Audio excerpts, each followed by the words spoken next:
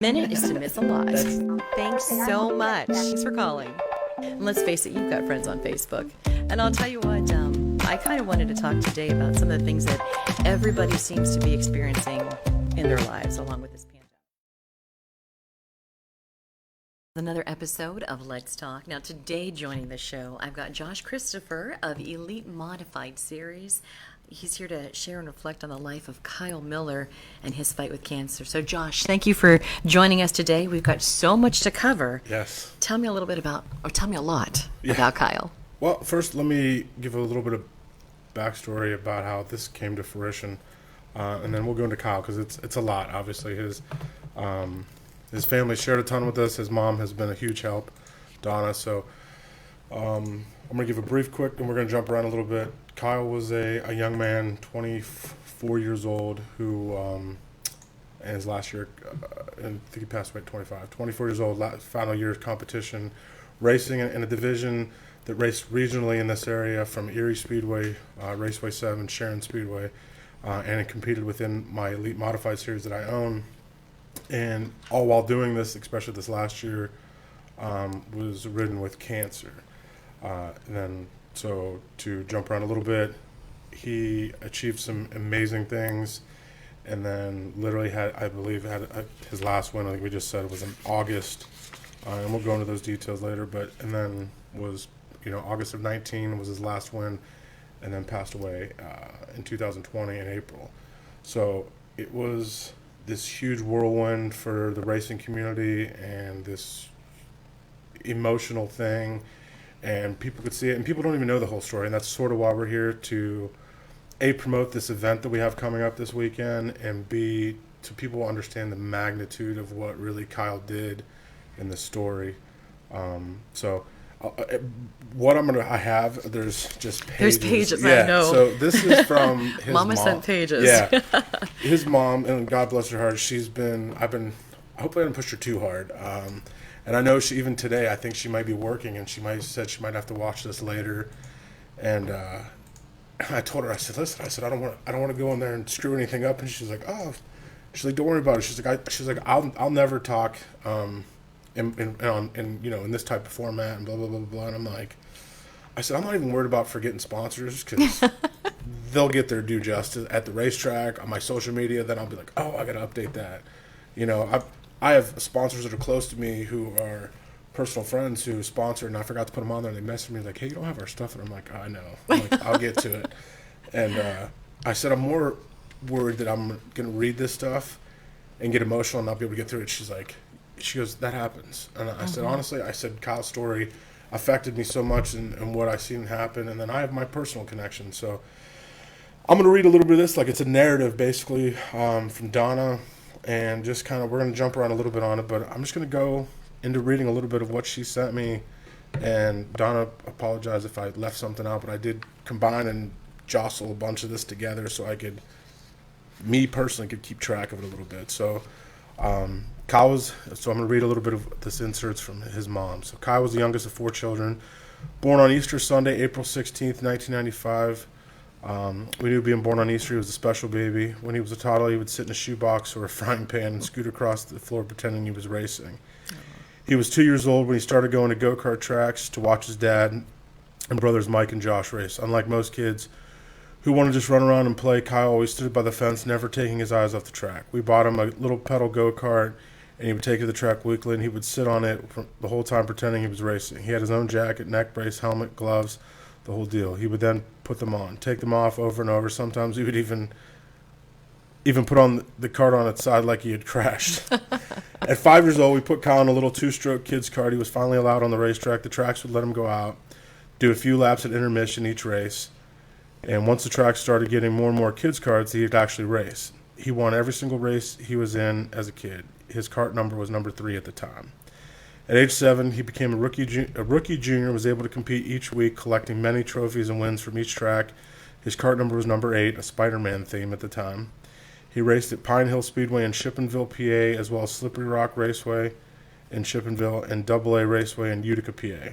At age 8, he moved up to the rookie division, and he kept the number 8 card. He won his first championship in 2007 at age 12. At that point, he moved up to the junior box stock class. He changed his number to number 15, which is what his number was, and that continues to be the number of that car. He won, pardon me on that, he won a championship in all the divisions as well. As our other boys became older and started having other interests, we quit racing karts around 2009. For all of his younger years, we would go as spectators to local tracks such as Tri-City Sportsman Speedway. He would sit in the stands watching very closely to all his favorite drivers, especially like the sprints and modifieds, and knew every driver and their car number. At 5 years old, he actually knew all the flags and what they meant. So those of you that aren't in racing, there's a plethora of flags out there. It's pretty easy. Red's red, stop. Yellow's caution. Green's go. There's a bunch of them. Black flag, disqualification, passing flags, the whole deal. So at 5 years old, it's pretty impressive. It is. That's very impressive. So in the summer of 2010, Kyle was 15 years old. We had gone on a camping trip, and that's Kyle up to about 15 years old. That's kind of his start into racing. A little bit of background, and this next part's going to be sort of when they discovered the cancer. Kyle was 15 years old. We'd gone on a camping trip in June. He was fishing in a creek with his dad all day one evening, and he said his ankle hurt. We figured he'd probably twisted it when he had slipped on a rock. Days went by, and he was still complaining of pain. I took him to the doctor. The doctor felt his ankle to the touch, and nothing seemed to get worse. No explanation was ever given. We just had a bruise inside, and it would take time to heal. In August, still having pain, only getting worse. Now it was and continuing to get worse at night, keeping awake, more doctors, more tests, MRIs, ultrasounds, bone scans, nothing. Everything looked good. Diagnosis was growing pains. More time went on. Pain was almost unbearable at night when he would lay down, so he would sit up all night holding his ankle. And this is obviously in Donna's terms, so when I say my head, it was Donna. My head was spinning, not knowing what to do for this kid. I could actually clearly see he was in pain, and it was real and getting worse. He was missing school, not sleeping, and the doctors were telling me they thought Kyle was overreacting, so he didn't have to go to school. I disagreed with him.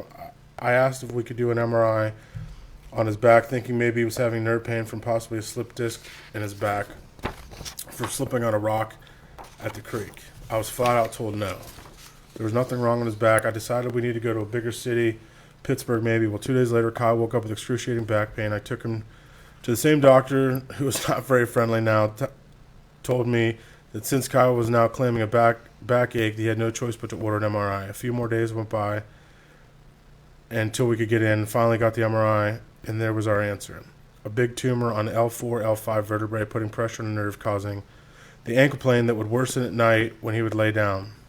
At that point, they were referred to Children's Hospital of Pittsburgh, where surgery was scheduled, and for a biopsy. We had to wait 3 weeks for results. On February 2nd, 2011, at age 15, Kyle was diagnosed with, hopefully I say this correctly, Ewing's sarcoma, a bone tissue cancer, with at least 1 full year of chemo, 14-hour surgery, 31 radiation treatments, and we're told he had 70% chance of beating this cancer. At that point, everything was completed by November 2012. It was a very rough year. Kyle had lost all his hair, weak, had scar from the surgery 12 inches long from his back to around his side. He missed a year of school, but had a tutor come into our house to keep him current on his schoolwork. He was most disappointed about missing his first year of the vocational tech and was enrolled in a machine trades course. He was able to go into the school over the summer and do some hands-on projects to pass the first year. Kyle was now in remission. Time to get back to normal life. We were told that if the cancer is going to come back, usually within the first 2 years, the longer you go without it coming back, the better chances that it will not come back. Scans every 3 months now and for the next 5 years. At that point, Kyle made it 4 years though at that point they thought they had beat it. Feeling great, no symptoms. On September 5th, 2015, he bought a race car. September 5th, 2015 was Donna's birthday. Kyle bought his first race car home. It was a happy, exciting day. It was full of hopes, dreams. Kyle had been in remission for almost 4 years. Feeling great. Routine scans were coming in every 2 weeks. And every 2 weeks, scans came and went, and Kyle had scans every 3 months for 4 years. At that point, they had a scan, and like always, the doctor called the report, only this time it sounded concerning. We see something abnormal on the scan. After a few more tests and procedures, it was confirmed Kyle had a relapse for the first time in 4 years. After another year of hard chemo and radiation was in store, Now the odds of beating this went from 70 to 35%. But who looks at numbers, right? We were tough and we were going to beat odds. Kyle was upset because he knew he was going to do chemo in his first year of racing, but he said he was not going to stop him, and it didn't. There were times he was not feeling well, but he always said when he got in the race car, the cancer went away. True. I've seen the kid overcome things that shocked me. I think that's why we're all sitting here. The first time he ever drove on the track was at Sharon Speedway. It was on his birthday, April 16th, 2016. All the practices have been rained out, so the first time he was on the track, he was actually racing. I asked him if he was nervous. He said while in the lineup area, he had butterflies, but as soon as he went on the track, it all went away. And he had a peaceful feeling, and he had a blast. Sharon was the only track he ran that first year. So let me stop for a second on that. So I can tell you, as racing cars in the past myself, knowing people, it's true. You do get nervous, and it's a different feeling, and you have the butterflies, and you're maybe even a little scared. But it's you put that helmet on, fire up the car, and then as soon as you're on the track, it kind of Goes away. It kind of fades away. It's Goes away. It's like almost like fading to black. And then you're tunnel visioned on the job you're there to do, and you're just out there with adrenaline and having a blast. And honestly, I think, skipping around a little bit, I think it's what kept Kyle energized and going as long as it did, that adrenaline and that push and the drive he had. And it's what grew the respect that Kyle gained from all of his competitors and the fans that loved Kyle. It's impressive. I mean, all the people who raced him, even as we go through this, I'll share the night that at Raceway 7 when I think he secured the point championship by 1 point. The kid who was racing him, his dad, they actually own Erie Speedway, and he didn't cut him any slack. I was almost cheering like, Matt, like, dude, cut him some slack, man. Like, this kid needs to win this thing, and he didn't. And Kyle drove the daylights out of it. Actually, I think Kyle that night also had a flat tire, and it was just a combination of things going bad for Kyle, and he just overcame it to continue to and secure that point championship. But it's one of the very few times that and I try to be biased, and because I own a series that these guys race in, so I don't root and cheer for guys usually. I cheer for a good race and good outcomes and a good show for the fans. But that night, man, I was cheering for Kyle. Like, come on, Kyle. Kid, like and nothing against Matt, but I was rooting against Matt for sure. So, but let me continue on here. So, it was one night he had a high fever. When you're on chemo, they want you to go to the hospital if your temp goes over 101. It was 101.5. He begged us to wait it out because he did not want to leave the track. After the heat race, he was sitting in the trailer with ice packs on his head and shoulders. He was determined to get the temp down before the feature, and he did. He got through season 1 without missing a race. Ended up winning Rookie of the Year. Chemo was done, and in November 2006, tests revealed he had once again in remission. Spring of 2017 came. He was excited about a new year racing season coming up. Scans were due in May. Once again, we heard the bad news. He had relapsed again for the second time. She thought, here we go, more chemo, and during race season again. Kyle's driving was getting better and better, and unfortunately, a mid-season wreck caused by a lap car sliding from the top of the track down into him cost him the first top 3 finish and totaled his car. Took 2 records to get him off the track, and they could not get the car in the race trailer, so we had to put it on Mike's, who's his brother, open trailer to get it home. Kyle was not working at the time due to being sick so much from the chemo. With the help of family and friends, the car was sent out on a frame straightener, and in 1 week, the car was back on the track. Kyle got his first 2 wins in 2017. After the race season was over, he was still on chemo. The tumor had shrunk way down, and he had switched from IV chemo to a chemo pill. This kept the cancer stable over the course of the winter, and he decided the old chassis had had enough, and he was back to work as the chemo pill was not quite as harsh as the IV chemo. He purchased a brand new Shaw chassis.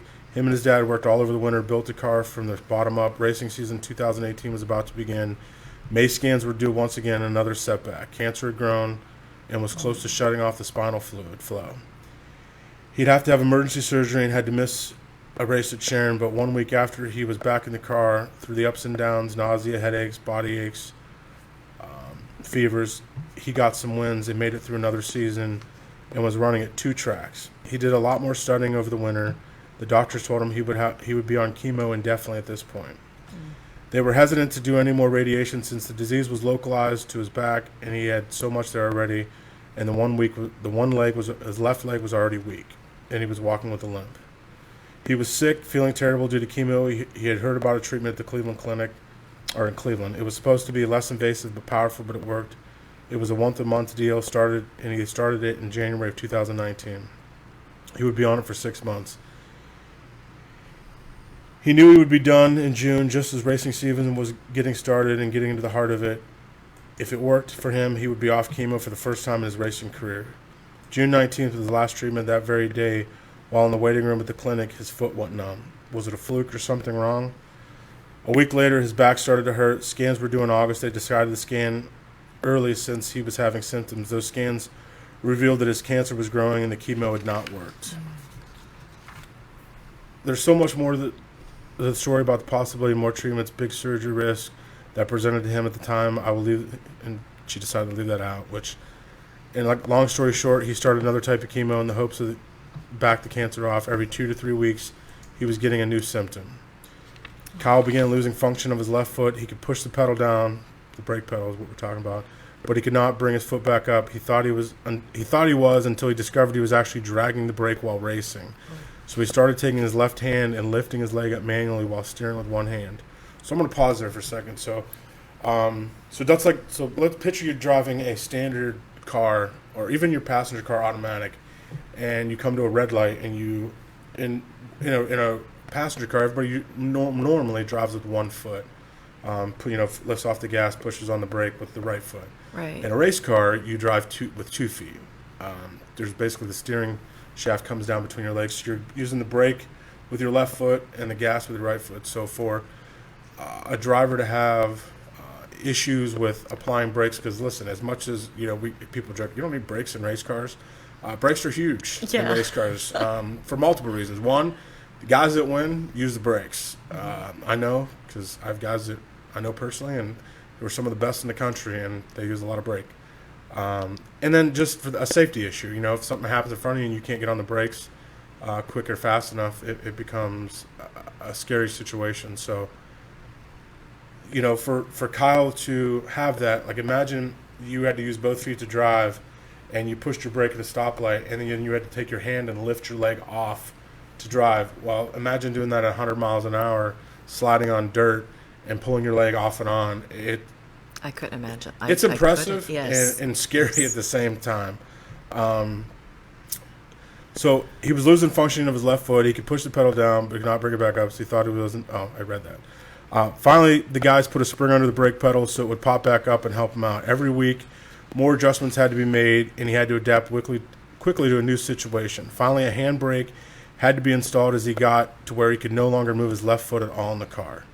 It was hard to get used to, but he never gave up. He was on crutches at the end of the season.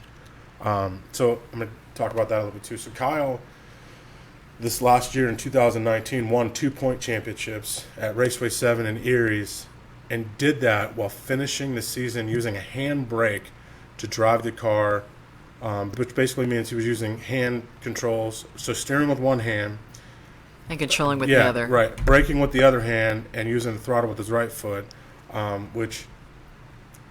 Listen, there's guys. Listen, I've raced, and I'm not a very good racer. That's why I'm a promoter and a car owner and everything but a racer still. That in itself, for him to be still as competitive as he was and clipping off wins and defending his points titles, is really what Kyle's about, and it's really what this race we're doing is about, because the kid did things in a race car. If you took cancer out of the picture in 4 years, that's completely impressive. And then you add this cancer that takes away his ability to use his left leg and puts him in extreme pain. And you sit there and think, like, how the heck did this kid manage to even drive around the track, let alone go out there and be competitive and still win and race against some guys that are really good racers? Mm-hmm. And as much as I just joked about Matt not cutting him slack, that's the truth. Like, Kyle would have been mad if somebody would have cut him some slack, and these guys didn't, man. They drove him as hard as they did if they had no idea he had cancer, or day one when he started racing. Like, it's all, listen, wins and finishes and point championships don't come easy, and they don't come often. And for what the kid did, it was impressive. And so that's where I'll share a personal story. I know at the end of the year, Kyle at that point was wheelchair bound. They came to Lernerville for the Stampede, and it was one of our elite races. And Kyle at that point was not able to drive anymore, and his dad was actually going to get in the car. Aw. And his dad got in the car, and the track was really rough that night. And he had almost tore it up pretty good. And then actually his brother Mike was going to race it, but Mike had some truck issues on the way.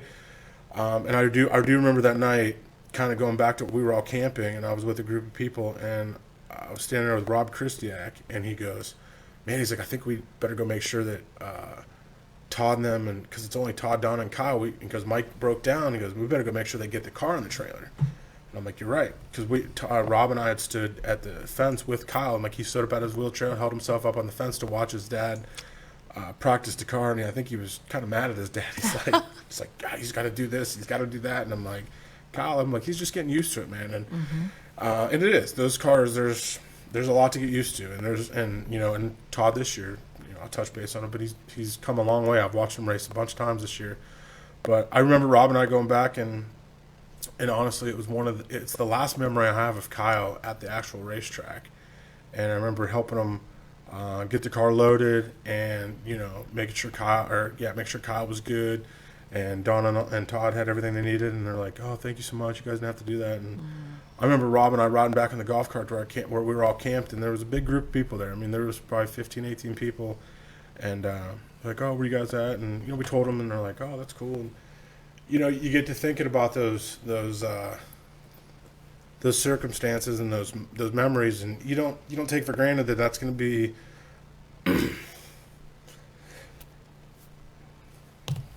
It's okay. Like, It's okay. yeah, it's You take a lot for yeah, for granted. Yeah, you don't take that lightly, that's gonna be the last time you see that kid at a racetrack in any capacity, no matter what. And, Right. And I thought about that the other day. I was actually with some of those same people this past weekend, and we talked about that story actually, and that memory, and I'm like. And, it's tough. It's a tearjerker. And it got me choked up a little then. Yeah. I'm like, I'll be good Tuesday. Yeah. And they're like, no, you won't. And they know me. Like, I'm not an emotional person when it comes to 99.9% of things. And the people that are really close to me in my inner circle know that there's a few things that affect me. And this is, and I think this is one of them. And I think this is why I bust my butt. And I have a bunch of amazing people that are helping with this deal, because it's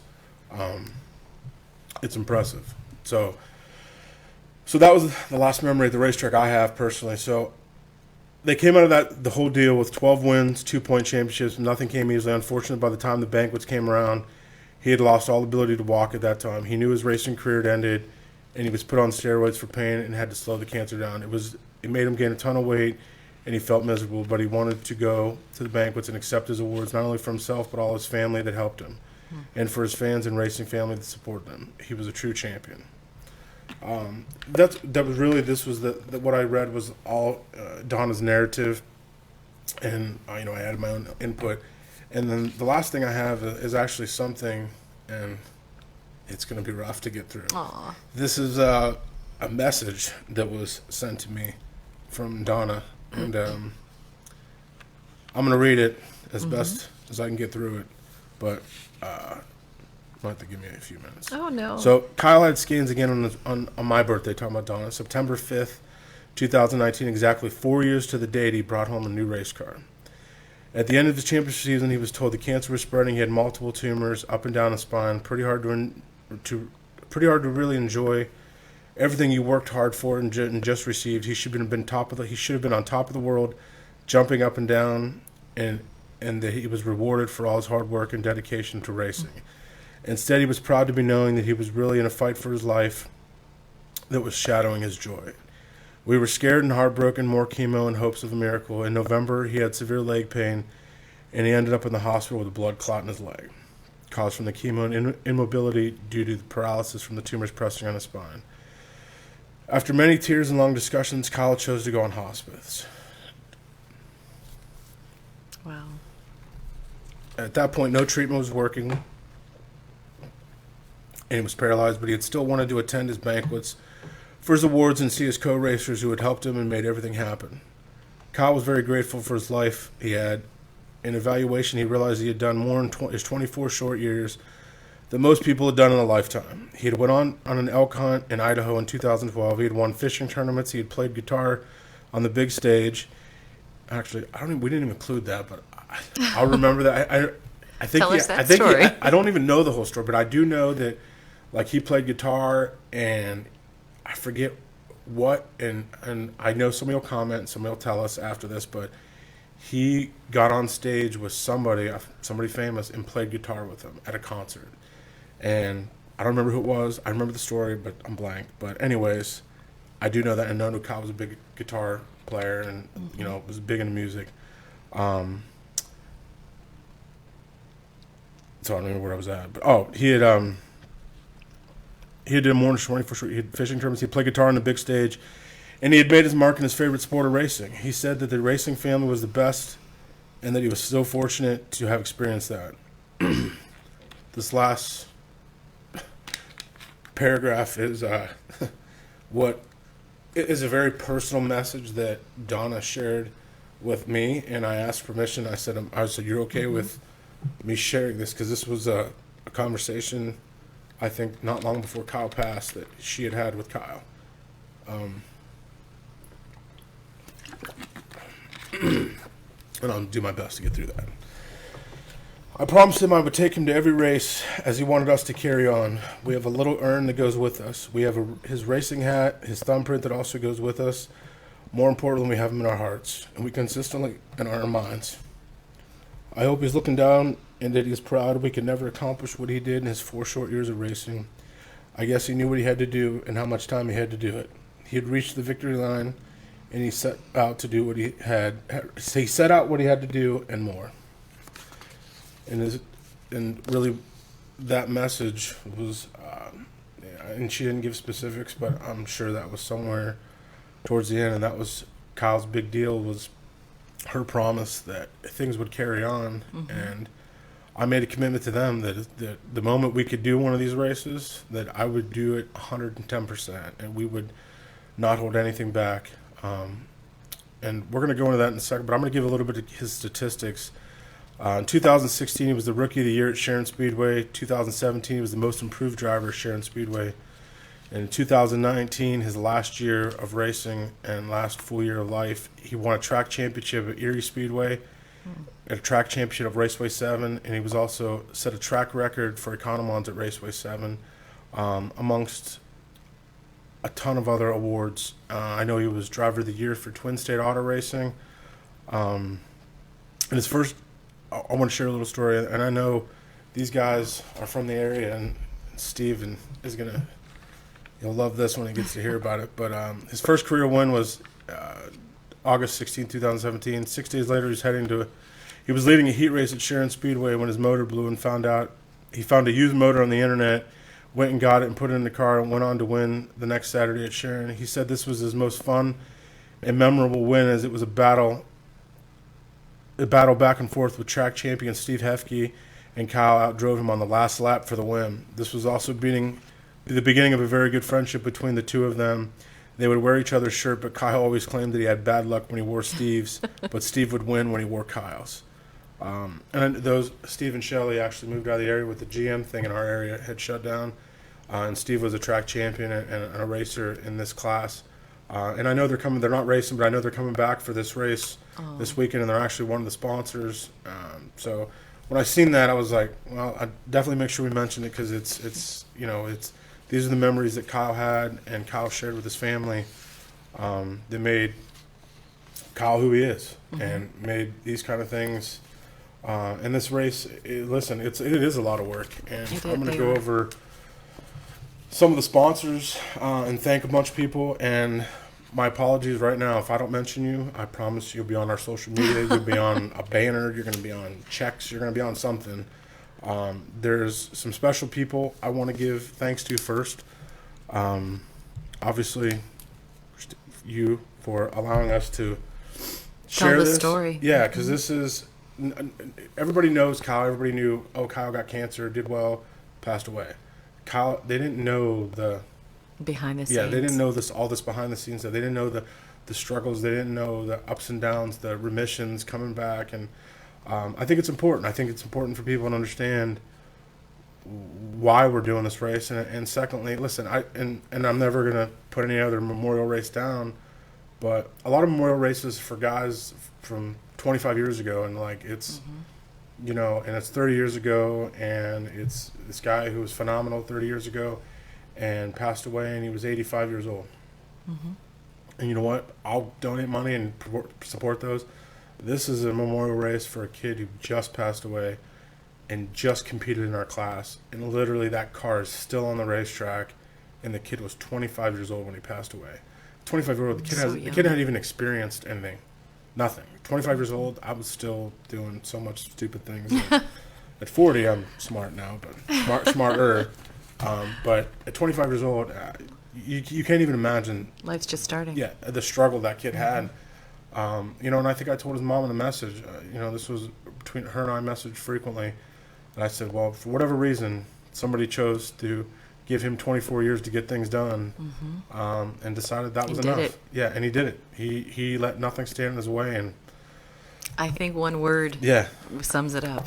His drive. Yeah, he did. He had incredible drive, and his tenacity and experience and all of it. You can't. It's never going to be duplicated again.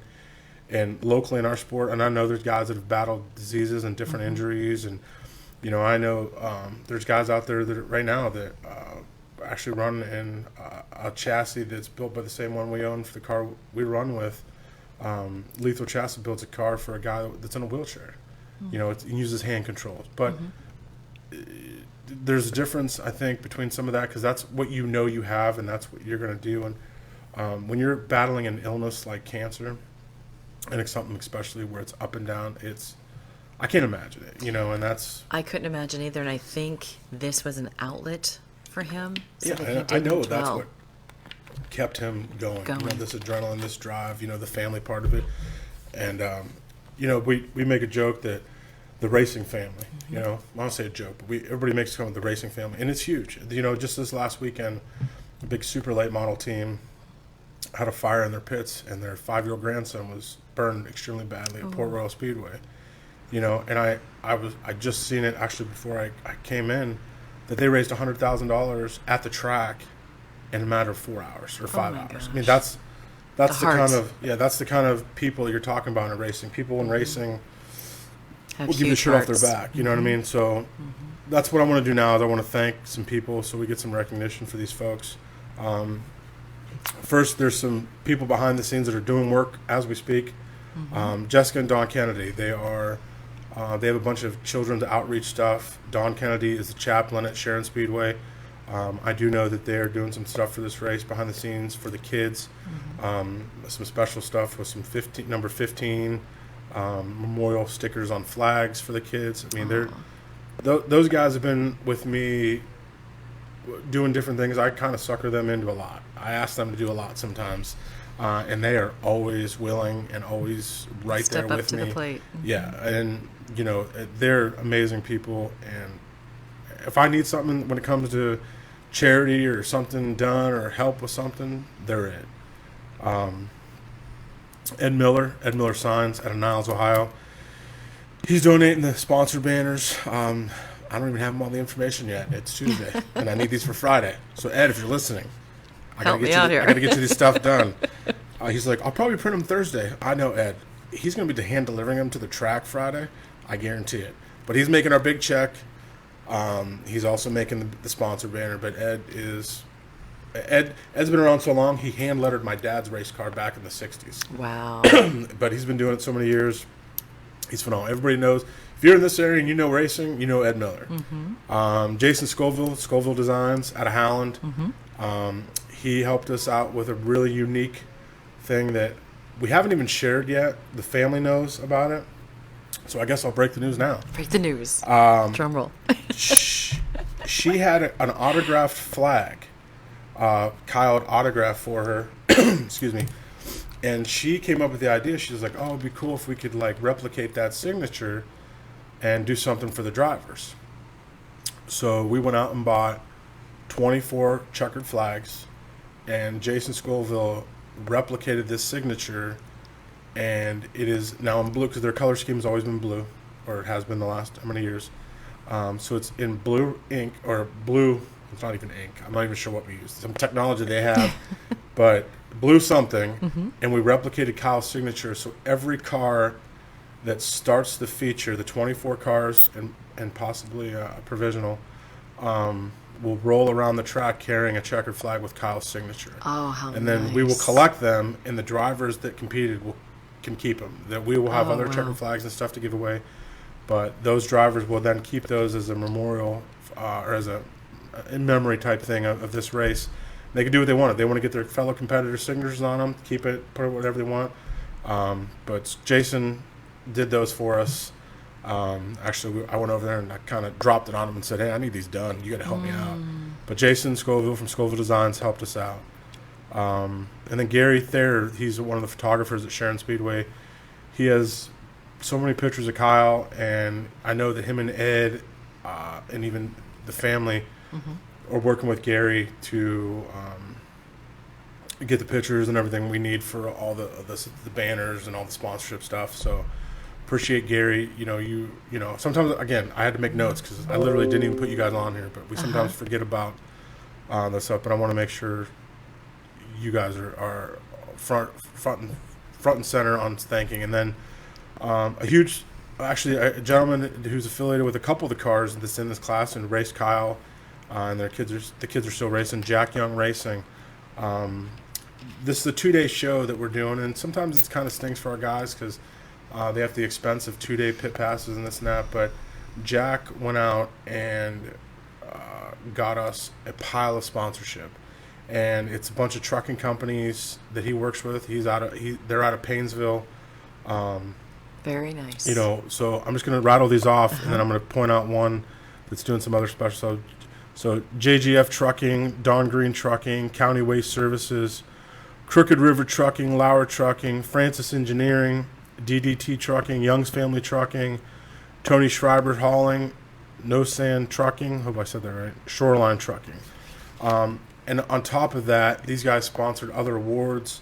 And then Francis Engineering also, on top of the big check, because Kyle loved big checks, there's also and again, maybe some more breaking news. This hasn't even been announced. So every single race that our class races in, heat race, B main, and feature, all have trophies for this race. Nice. Including a 6-foot feature winner trophy. So you not only will you if you win the race, you'll go home with a big check, a banner, and a 6-foot trophy, kind of commemorating this first inaugural race. So hats off to Francis Engineering and Jack Young and the rest of those companies. And then there's a million lap sponsors. I'm not going to go through all of them. Some of our purse sponsorships, just real quick. Jason Beekner, Colecci's Locksmith, the Seldom Inn, Ty and Esther PA, that's out towards where Kyle and those guys are from. The Roaring Bar family, P&M Auto Services, Greenville. Creech Tire out of Niles, Tom Eiler, 955 Automotive. I think that's who builds their motos, and we're actually with our team is affiliated with Jason Orr, 955 Automotive. P&D Racing, Armor Linings, Clay Brothers Transportation, DC Hawk Transportation, and the 00 Race Team are all purse sponsors to help pay and boost up the money for the purse for this year or for this race. And then again, like I said, there's a bunch of lap things, but some special awards. We got Cougar Bob's Hard Luck Award, courtesy of Weiss Racing. Well, actually, it's not the Francis Engineering, but there's a Hard Charger Award. I forget what we named it after. There's a bunch of different finishing, and I will mention this: the lap sponsors, lap 15, and commemorating Kyle's car number.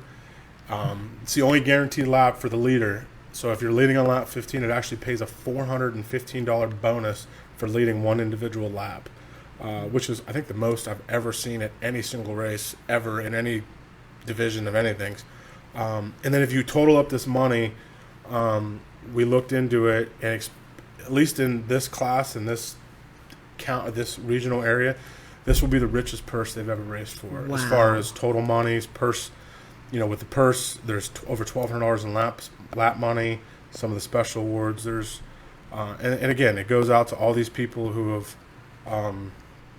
really reached out, really have helped out. And I knew that it wouldn't be that hard to get money. Mm-hmm. It's harder to organize it. I'm a good organizer, but I have 15 spreadsheets that are at home, and my computer looks like a Kyle Miller collage because I can't keep track of it all right now. I have a lot going on. You've got a lot going on there. That's amazing. This is amazing. The list of sponsors, front and back. I mean, it's somewhat overwhelming, actually.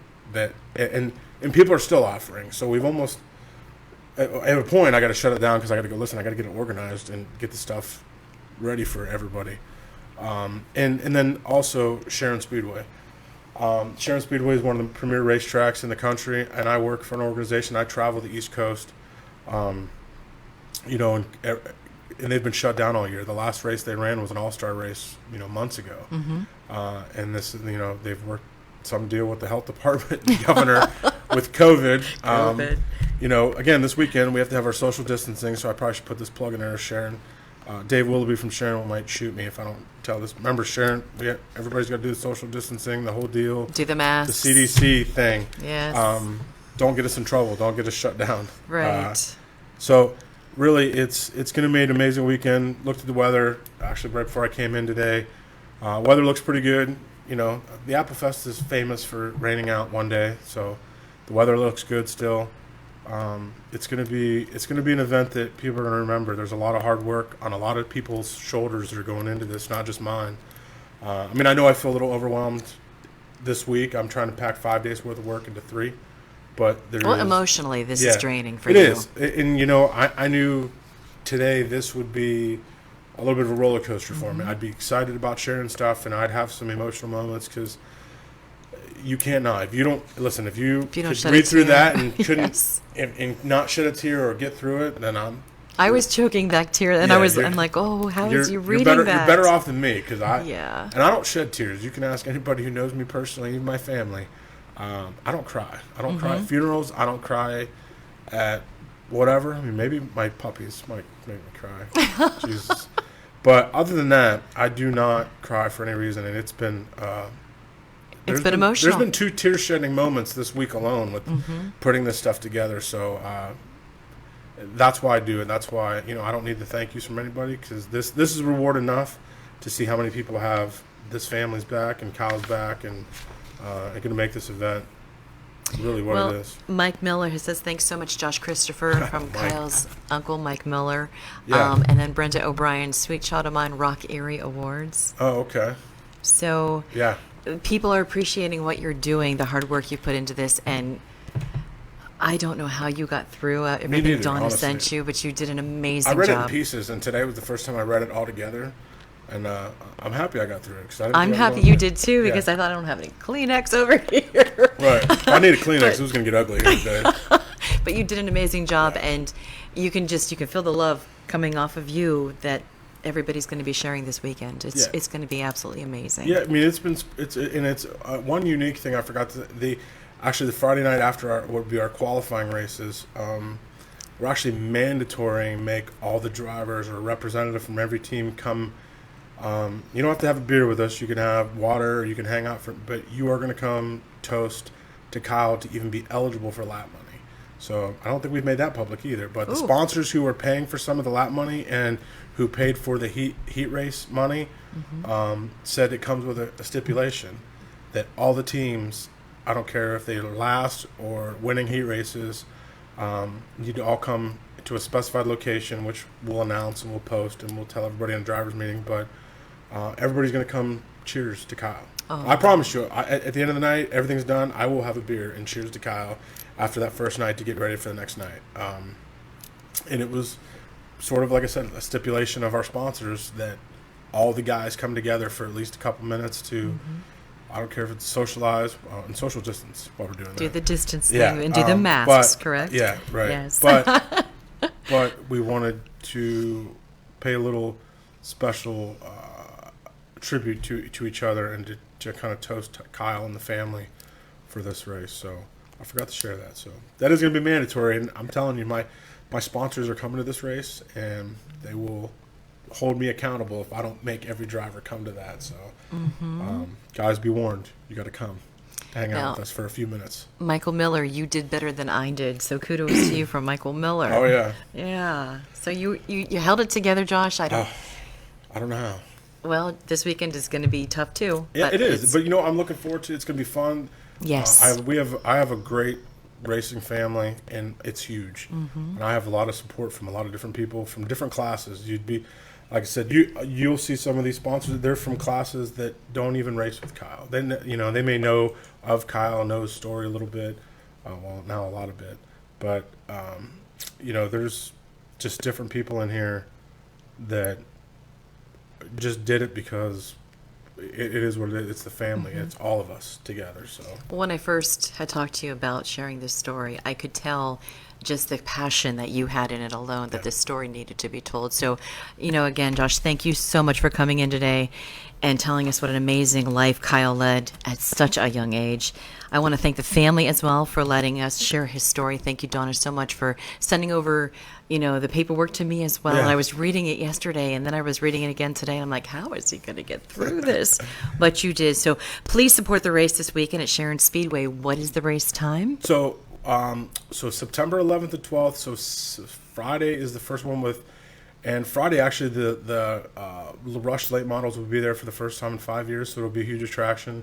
The Rush modifieds, Rush sprint cars, the dwarf cars will be there, which are kind of cool. And that big track, they usually run on a small track, but they usually put on.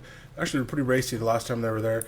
So there's some different races going on Friday, and then Saturday, when our feature happens, the 410 sprints will be there. Which, if you've never seen a 410 sprint car at Sharon Speedway, it's absolutely impressive. And I'm not putting down our class, but those things haul the mail around Sharon Speedway for sure. So I think Friday racing is at 7, and I think Saturday is at 7 as well.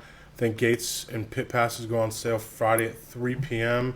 and Saturday I don't even think it's been announced yet, but I'm sure it'll be right around the same time, 3 o'clock, to get people enough time to kind of gradually come in and distance and get themselves in. You can check out Sharon Speedway's Facebook page. You can check out the Elite Modified Facebook page, their website, our website. All the information is on both those. I don't think our website's been updated yet for some of this, but our Facebook page is. I do know Sharon's is. All the costs and all that to get in is all on there, because I don't even have that stuff. But Sharon Speedway this weekend for the Apple Fest. As a couple of my friends call it, the Apple Fritter Fest. But yeah, so we'll be there Friday and Saturday. I'll be riding around on 4 with an official shirt on, probably looking like homeless, because I'll be dirty and doing 5 different things at one time, trying to organize this, plus do the job at Sharon that I have to do. So come say hi, come, whatever. Come on out and support the race. Come say hi, man. Come out there. There's the new infield, which is phenomenal to watch from. Actually, if you're going to watch a race, and it's me personally, I'd go in the infield. It's a view that you normally wouldn't get, but they have a new infield. They have concessions and restrooms in the infield. It's for what we have with COVID and the limiting of not being able to do things. This racetrack's opening back up, so it's the time to go support them. Go buy a hot dog. Go watch a race. And have a good time. It's going to be a Kyle's blast. family. Yeah, it's going to be a good time. Yes. And we want some butts in the stands to see this event happen, because a couple other special things that we won't announce till that night. I'm going to keep that pretty close to the vest, because, well, we're just going to say it that. So something that. So there's more announcements to be made. There's a couple, and they're not going to. Then people aren't going to know they're happening until they happen. Gotcha. If you're in the stands, you're going to know it. If you're not there, you're not going to see it happen. So Gotcha. you're not going to want to miss some of the stuff we have planned. There's some pretty special, pretty important things that you're going to want to see. So It people should be happens there. this weekend at Sharon Speedway, starting Yes. on Friday. Yep. All right. Well, join me this Thursday as we welcome comedian John Huff to Youngstown Studio, talk about the upcoming show that we've got coming on September 11th, Life as a Comedian. He's going to fill us all in on that and anything you wanted to know about comedians, but you were afraid to ask them. So that's all coming up this Thursday. Again, Josh, thank you so you. much. Thank you for and having thank me. you for sharing Kyle's amazing story. Appreciate it.